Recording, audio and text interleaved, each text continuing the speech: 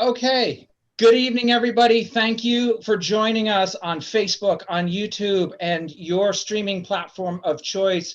I'm Josh Bush. This is Avenue 2 Live. I apologize. We were supposed to air last night, and as you can see, we're not coming from our normal studio, but we're coming from our alternate studio. As in today's world, things are a little crazy. We've got pandemics and we've got protests, and yesterday we had freak storms. So where I normally broadcast from has been devoid of power and probably until tomorrow. If you work for Pico, I would ask that you please go back to work and continue to restore power to King of Prussia area. But don't let me hold you back. What we need to do is talk with our guest tonight. We have the esteemed Javier Echecopar with Abercrombie & Kent. Javier is not only just a fantastic travel supplier and travel partner, but he's also a good, close personal friend of mine. Javier, thank you so much for joining us tonight. Glad to have you on Avenue 2. Thanks so much, Josh. It's great to be here. I am sorry to hear that your house was swept by a tornado, but listen, it's 2020. Anything could happen. That it is. Exactly. Everybody's saying that this year is a do-over, and I think that we are all ready for that. But let's get to the point and the lecture at hand. So you are currently working for Abercrombie & Kent. Tell me a little bit about you, about Abercrombie & Kent, what all that's about, and where are you located? You look like you are on location someplace. Yeah, so I'm on location wherever my toddler is not. That's basically how I migrate. He chases me and I move. So right now I'm in New York. I'm downstairs. It's a gorgeous afternoon, so I'm happy to be outside. So let's go into a little bit about what I do and what A&K is about. So to begin with, I'm South American. I'm Peruvian. I've been working with A&K for close to 10 years now. It's an absolutely amazing company. I'm super proud to work for them. What does A&K do? Listen, it's a remarkable business. It's been around for close to 60 years. We create some of the most extraordinary travel on this planet. And how do we do that? We've always been of the philosophy that to create the best possible trips, you have to be on the ground. So we're in every destination that we operate. We have over 55 offices around the world. And these are teams of people that are talking with hotels or, discovering new destinations. They're trying to create the best possible luxury trip for these clients. And what we do, where we specialize is really trying to do the impossible. So opening doors that can't be opened, getting into places that you can't get into, and creating these extraordinary experiences that can range from, opening up a museum behind closed doors to having a 3-star Michelin dinner at the South Pole. That's the range of what we do. I mean, that's fantastic. I mean, we like to say here at Avenue 2 Travel that we create access to the inaccessible, and Abercrombie & Kent has been one of those partners for the last 40 years that has really helped us do that. You are really kind of the magic that behind the scenes that really helps us pull off some of the amazing itineraries and things like that. So, tell me a little bit about you and your background, and where are you from originally, and how did you get into travel?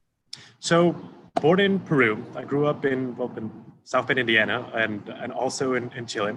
I actually got into travel through my mountain climbing experience. So I was in college, I studied sociology, and then I needed to pay for my travel. So I would work as a mountain guide over the summer. And I specialized in high altitude mountains. And I would do that for 2 or 3 months. I would live in a tent, sleep in a tent for maybe 100 nights a year. And then I discovered luxury. I spent a couple seasons working in Aspen at the Ritz and the Jerome in Aspen, and I found that this combination of adventure and luxury was exactly what I wanted to do. And a few years later, A&K called me up, and I've been with them ever since. 100 nights a year in a tent? Yes, 100. Well, yes, that was probably the year that I spent the most amount of nights. So it's a combination of my own personal I'm going to climb mountains for fun. And then actually working on this for 2 to 3 months. And then what I would do is I would actually spend an entire month on a small island in Brazil where I would bring my little 1-person tent and I would sleep in the tent and I would eat mangoes and drink beer and dance bossa nova into the night. That was my life for years. It's Awesome. different now. Okay. All right. So explain to me, which is bigger? Was the tent bigger or your current apartment in New York? How does that? Yeah. Exactly the same square footage. Surprisingly, it's an incredible coincidence, but it's exactly the same. Cool. Great. Okay. So again, I can personally attest to the experience that A&K provides, and Javier, you just mentioned climbing mountains, and I think it was a lot of it was because of our friendship and our relationship, and hearing some of the stories that you had to tell about your mountain climbing days and adventures that inspired me to climb Kilimanjaro a few years ago. And I think actually we did basically almost the same climb, but we were actually supposed to go together. And then, I think the trips ended up having too many people. So you went, I think, a week after me? A week after, that right? Yep, right. But otherwise, we had almost the exact same experience. Yes, pretty much the same thing. Different groups, but the climb itself is pretty much the same. So when we think about, so when a lot of people are probably thinking out, Abercrombie and Kent is synonymous with luxury. But Kilimanjaro might not necessarily be, and especially if they've heard that you're very accustomed to staying in tents for that many nights, then that seems luxurious. How does tell me about the A&K experience on Kili, and how does that differ, and why is going with A&K so important versus another tour operator or something like that? So I think one of the key things about what we do on Kili, and what makes it so important is that it's actually the same ethos, the same philosophy that we apply to travel everywhere. And that's really based on two things. One is hiring the absolute and working with the absolute best people on the ground. And that's absolutely fundamental for us. And the other one is designing the most extraordinary experience. And yes, we do talk about luxury, but I do think that the concept of luxury has evolved over time. It's not just about the marble and the gold and fancy 3-star Michelin restaurant. It really is about having experiences that you generally can't have. That is luxury for us. And how do we do this on Kili? Again, going back to the two bits, we hire the best people. Our head guy, Dismas, is an absolute legend on the mountain. I see your face. It's the same face I have when I just say the name. He's a drill sergeant. I mean, if you ever thought that you couldn't make it up that mountain, he's going to make sure that you do. He is a drill sergeant, but he's also managing a small army of 100 people taking your stuff off the mountain. He's a psychiatrist. He's just talking to you. He's understanding you. He's motivating you in subtle ways. He's an absolutely amazing man. And everybody on the mountain, everybody that talks about Kilimanjaro and has climbed with him, say that he is the person that makes the difference. So again, it's about hiring the best people. And then it comes to designing an extraordinary experience. How can we take, Kilimanjaro, it's a rough experience. You're up in the mountain, you're climbing to, thousands of feet high. How can we make that as luxurious as it can be? And just to give you, and you were there, but for the other people, when we set up our camp in Kilimanjaro, everybody else from every other camp comes and checks out what the hell is going on, because it's such a different level. We have gigantic tents. You sleep on a cot. You have your bathroom. We do porters that are taking an incredible amount of food and comforts up to climb the mountain. So it really is next level compared to everybody else. Everybody else is sleeping on the floor. We're sleeping on a bed at 16,000 feet, and that really makes a difference. And it makes a difference for two things. One, it's super important for an A&K client to feel that they're having the most luxurious experience. That's what they're coming to A&K for. And the other one is, because we have the amazing people, because we have this comfort, we have the highest success rate of any company on the mountain. So if you want to climb Kili and you want to make it to the summit, it was like 98%. 98%. So basically, unless you're a crazy outlier, that something happens, you twist an ankle or something, you're going to make it up the mountain because our teams will guide you up. The thing that I thought was fantastic about it, you talk about being on the bed. So yes, we were off of the ground, but we were basically, I think, in about a 6-person or an 8-person tent for 2 people. And while that, was particularly important is that seeing the others on the mountain in a single person or two person tent every morning when it's below zero, they had to climb outside of their tent in order to put their pants on one leg at a time. And we at least had the luxury of being able to stand up in our own tent, and being able to lace up your boots and get dressed and do it being protected from the cold and from the elements. And that makes, I think, all of the difference is just as far as giving you that much little bit more energy to be able to summit and get through your day. Exactly. It's every day you're giving your all. So if you have a little bit more energy in the morning, and the comfort gives you a little bit more energy in the afternoon when you get in, everything is set up over, the 6 days that you're climbing the mountain, you have just enough energy to make it to the summit. And that's kind of the philosophy there. And it's also about fun. Like when I was there, we were talking about this, how can we make this better? And I think that's part of the philosophy at A&K. How can we make everything we do a little better? And since we've climbed, we've continued to improve the experience on the mountain, and we'll continue to do that going forward. Oh, okay. So are there things that I might have missed? Do I need to go back and do this again? You absolutely have to go. I can't tell you about them, but you have to go. That's the only way to see them. You have to go. Very good. Well, I mean, Kili was definitely a bucket list trip for me. It was fantastic.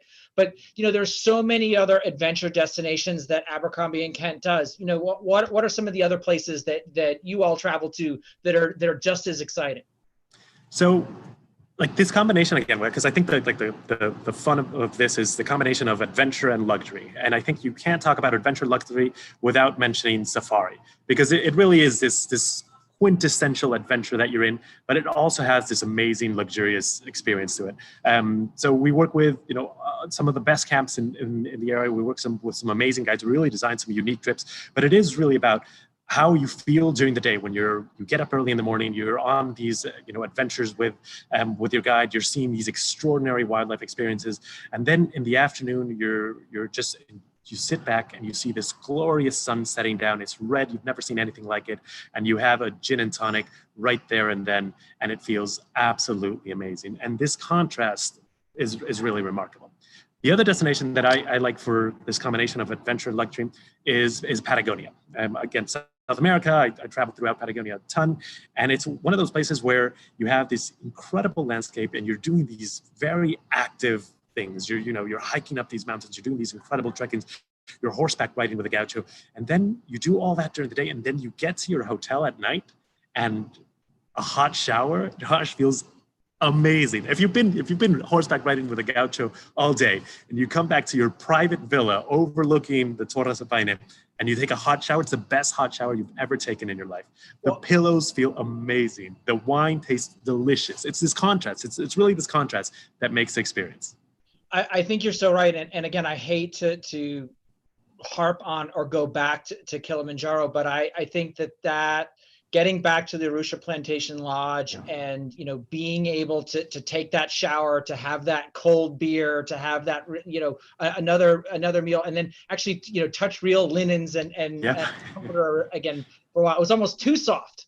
It was like I need to But hey, listen, if you're at home right now and you're watching, and whether it's sipping that gin and tonic in the safari, or horseback riding with a gaucho, or summiting Kilimanjaro, if that's something that you want to do me a favor, go ahead and hit that love button down below, that little heart, or give me a thumbs up, just so that we know that you're there, and you know that would be something that you would like to do, just so that we can see that you're all there and interacting with us. So those are all amazing trips, and I would love to sign up for those in a heartbeat. But understandably, many people, particularly today, are going to have some concerns about traveling internationally, but still want adventure now. Can you tell us about some of the domestic destinations and itineraries that are right here in the USA that A&K can help you with? I think we were very lucky. We hadn't had a presence here in the US until last year. And then we brought in a team.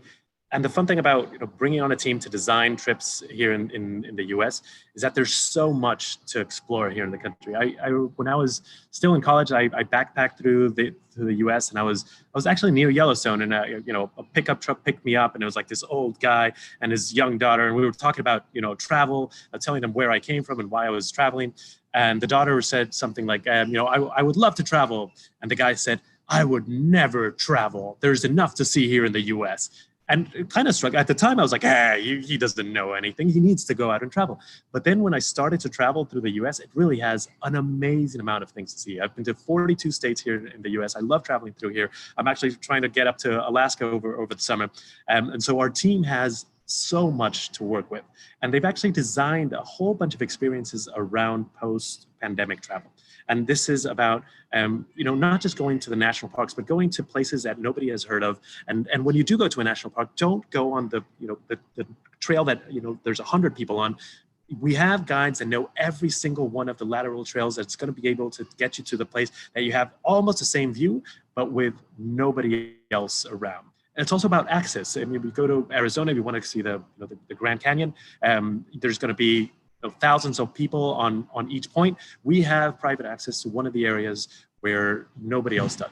So you're there, it's just you, you've got a picnic table, and you're just by yourself. And it changes the experience. It's not just about social distancing, it's about having a very, very different experience. So we've been very fortunate enough to have a team of amazing people that have done a lot of product development here in the US so that we can travel to unique places in a very safe way.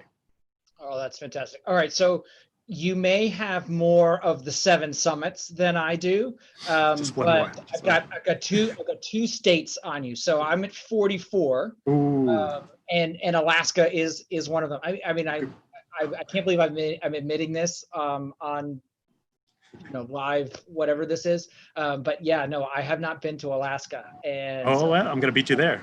If all works, if they let me. I was gonna say, hey, maybe I could join you. I could tag along. Hey, listen, as long as you can feed the toddler Cheerios in the back of the car, then you're in. We could work something. We can talk to them. We can definitely work that out. All right, so we've got a couple of questions coming in from folks that are watching with us. One of the questions is, what trips are really good for families this year, and then also into 2021? Okay, so I think this year, fathers and families and Alaska. Yep. So I think Alaska, we're talking about that. Let's bring it up. Alaska is going to be a great family destination. There's the wildlife element. There's the nature element. Kids have been locked up. I mean, I've got 2 big kids have been locked up. I don't know where your kids are, but my kids are locked up in a small apartment in New York, and they want to go out. And this is the year to go out, to do trekking, to do hiking, to see the great outdoors, and combine that with the wildlife element. You've got whale watching, you've got the bears, and there's the moose. There's so many elements to the wildlife experience, which is something that's really attractive for kids. That you have all that in Alaska. The other thing domestically that I think could be interesting is a road trip experience, and we're doing these road trips as well from all the major hubs, from New York, from Chicago, from LA, and we have planned out road trips. And I think there's something interesting to say about knowing your country, especially maybe in times like this. Knowing the history of your country could be an interesting facet. I know as a parent, you want kids to have fun, you want kids to be interested, but you also want them to come back slightly different, slightly better. And we've designed trips specifically around that. You want to meet a Lincoln impersonator in a log cabin in Illinois, we can do that for you. So those are some of the trips that I would recommend for families for this, for 2020. And then in terms of great family destinations, if you just open the book and say anything, I would bring up Galapagos. I traveled to Galapagos when my daughter was not actually 4. She was 3.5, but the minimum age was 4. So we had to teach her to say whenever anybody asked her what age she was, she would say, "I am," and the last little finger would come up. So we taught her to lie when she was 3. So she would be okay getting it. And so Galapagos. I know some people who've done that at Disney as well. Exactly. I will, won't tell. You won't say that on live TV, like I will. Yes. So definitely Galapagos. I do think that a safari experience for kids is a life-changing experience. When you see nature, you see animals, it's not only fun, but it kind of changes your relationship with nature and the world and the planet. Feeling very small is good for kids. To realize how big the world is, how big the animals are, how we're part of an ecosystem. I think that's a trip that teaches a lot. Okay, this might be a little specific, but one of our viewers was asking about Arizona in particular. Do you have some expertise? I know that you obviously definitely do Grand Canyon and other types of things, Tucson and Phoenix, Scottsdale. So what we can do is we can send a whole bunch of sample itineraries, and I think we can work with some of the Avenue 2 advisors and get them interested in, or get them on board with what we're doing. Just so that people are aware of what the relationship is with A&K and Avenue 2. We're the people on the ground, we're the people executing travel, we're the people finding the travel, but we don't know about you. That's when the travel advisors, that's when the amazing people at Avenue 2 come on board, and they talk to you, they understand who you are, they understand what you do, understand what you're passionate about. They communicate that to us, to our teams, and together, symbiotically, we create these amazing trips. So if it's Arizona, or if it's Japan or Southeast Asia, that's how the relationships work, and that's how we create these great trips. Great. Well, okay, so you bring up a good point. Obviously, in order to book A&K, you would need to work with an Avenue 2 travel advisor. How, from your perspective, what's the value that an Avenue 2 travel advisor brings to the equation? I mean, you mentioned that just a little bit, but a little bit more. How does this working relationship, work for the end traveler? Well, I think the first thing to understand is, for us, for A&K, you're not one booking. You are one of our top clients on a global basis. So we're willing to do whatever we can to impress you, Josh, and everybody on your team. So that means priority. That means getting things that others aren't getting. We really have a strong partnership. And the other part is what I brought up before. Our teams are operational. This what we're doing is creating great travel on the ground. When we talk about our DMCs, our teams on the ground, and they don't necessarily work with clients, with travelers. They work with partners. They work with the Avenue 2s of the world. So your team is specialists in designing or understanding about the clients, understanding, again, their passions and what they're looking for. Our teams are the specialists in operating. That's how we get together and we create these memorable trips. It's not just about the trip. If I knew everything there was about South America or Africa, I still couldn't create the perfect trip for you. I need to know who you are. And with that information, I can choose the right product. So it really is a combination of the two. Great. Yeah, I mean, we love working with you all. We're obviously truly a symbiotic relationship that we've got. And I think, as you said before, one of our jobs, our team is really good about knowing the end client. And it's not just about what their likes and dislikes or where they want to go or what they want to do, but more importantly, I think it's that feeling that they want to have when they get there. And if we can extrapolate that information and then convey it to you, that's where we really kind of work together in tandem to create that perfect itinerary. And I think like thinking kind of long term, it's not just about designing one trip. It's about understanding what these clients want to do in their life, and that's where you bring that to the table. You sit down with somebody and you say, let's not just plan this trip. What do you want your children to learn about? What do you want to experience when you travel just with your husband or your wife? And so you plan out like a roadmap of trips that go from now to the future. And there's different trips for different ages. I mean, you've got young kids now, you're going to design one kind of trip. You're not going to design another until they're a little bit older. And it's really about understanding that you do have a limited amount of trips. And I think we've had this conversation before, where if you look at how many international trips you do and how old you are, you realize that you have a limited amount of trips, and you're going to do maybe 30 international trips in your life, 30, 40, 50 if you're lucky. So you have 50 opportunities to do something extraordinary. If you map that out strategically over the course of your life, you're going to be able to hit the things that are the ones that are going to resonate most with you. Well, we actually have a fantastic product here called Wanderlust, that helps clients do just exactly that. For decades, we have been doing that long-term travel planning for our clients. And so whether it's a trip for this year or next year or 5, 10, 15, 20 years from now, one of the things that we incorporate into that, and Javier, I think you put it so eloquently, is that there are so many stakeholders in a trip at any given point in time. So, it's about, what do your kids want to get out of it? What do the grandparents want to get out of it? Are you bringing other couples along? Whatever it might be. So many people have a vested interest in what that trip is. And I think that one of the things that, again, that our team does that is very different than, what you could find on the internet or what have you is, we help extrapolate that information. We ask the right open-ended questions to get at what is most important, and then being able to have the right people, execute on the ground. All right, I don't want this to be too much of a commercial. So let's just get back to some really important things. Javier, despite, almost a total stop in travel, our team and our advisors right now are finding that people are considering, they're starting to book. Just the last couple of weeks alone, we've seen a lot of bookings for late summer, the last minute types of stuff. But we're also seeing a lot of things for the festive season. So December, January, and then far into 2021.